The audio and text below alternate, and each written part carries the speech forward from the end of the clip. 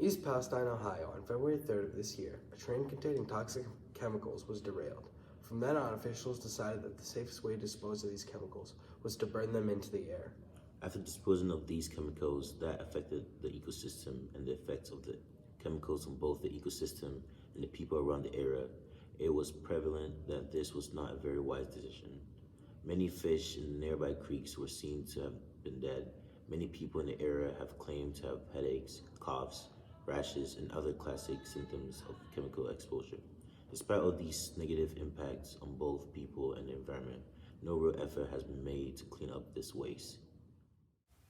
This picture shows the derailing of the train and the fire made to dispose of the toxic chemicals let out in the environment.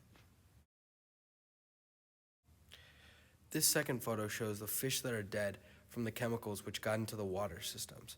Apparently, these chemicals have gotten roughly 7.5 miles away from where the fire was first lit.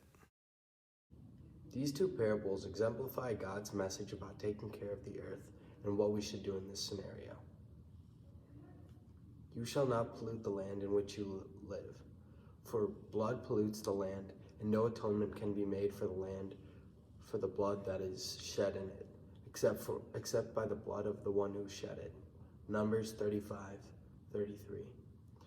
This first parable of the Old Testament talks about how we as humans should act towards Mother Nature. This is saying that if one doesn't take care of the land, death will come, which should not happen and is not supposed to happen. The second parable is from Matthew 6:30.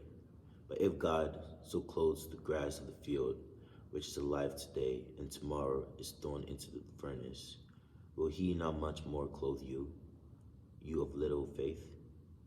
The second parable from the New Testament tells us that if we don't cherish God's creation, why should he take care of us? We have to show out for our actions because it can affect the environment around us. These actions are also not in line with what God wants.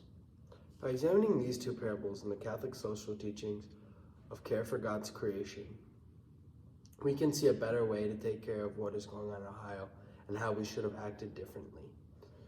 Through the death of wildlife and people that are becoming sick from the chemicals in the air, we can obviously see that the bloodshed should not be happening and that we need a solution to this large problem. On top of this, like what is said in Matthew, we are not cherishing God's gifts of the earth, and in order to be treated well by God, we need to do this So overall, we should realize the natural disaster that these chemicals are causing and then take care of God's creation. Based on the social teachings of care of God's creation in the two parables. Thank you.